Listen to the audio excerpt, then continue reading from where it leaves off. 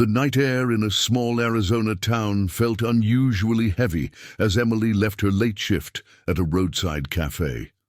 Neon lights buzzed, the parking lot was mostly empty, and her footsteps echoed.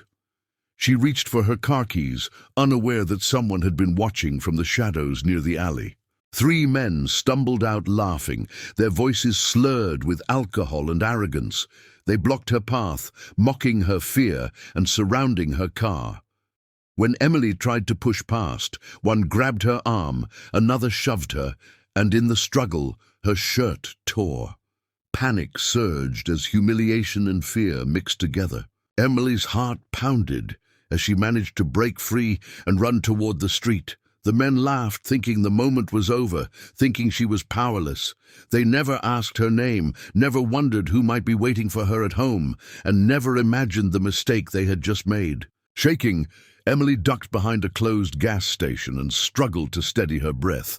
Tears blurred her vision as she pulled out her phone. Her fingers hovered for a second before dialing a number she rarely used in emergencies. But tonight was different. This time, she needed family. Jack Cole answered on the first ring. His voice was calm, deep, and instantly grounding. Emily spoke softly, her words broken, telling him what happened and where she was. Jack didn't interrupt. When she finished, there was a brief silence, followed by a single promise that made her feel safe again. As Emily waited under the dim streetlight, she wrapped her arms around herself, fighting the cold and the shock. She didn't know what would happen next, but she knew one thing for certain. The men who hurt her had no idea whose sister they had crossed or what was coming. The silence of the town shattered when the distant sound of engines rolled through the streets like thunder. Emily looked up as headlights appeared one by one, filling the road. Motorcycles lined the curb, their riders calm, focused, and unmistakable. Jack arrived last, his presence alone changing the air. He stepped off his bike and walked straight to Emily, placing his jacket gently around her shoulders. He didn't ask questions again. He already knew enough.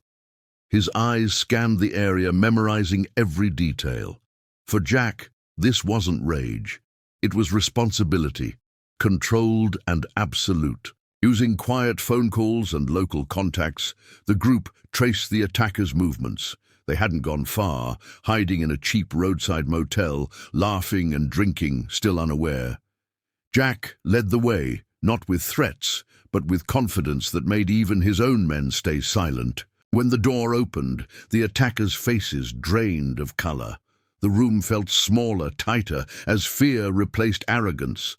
Jack spoke slowly, clearly, explaining that choices had consequences. No punches were thrown, no chaos followed. The men understood enough from his words and his eyes. Police sirens soon echoed nearby. Jack handed over evidence, statements, and locations, ensuring everything stayed legal. The attackers were arrested, their bravado gone, replaced by shame and terror. Justice didn't need violence that night, it only needed truth and presence. As dawn approached, the motorcycles left as quietly as they came. Emily stood beside Jack, watching the sun rise over the empty street. She felt stronger, no longer afraid. The town returned to normal, but its people would remember one lesson forever. Respect protects, and crossing the wrong family changes everything.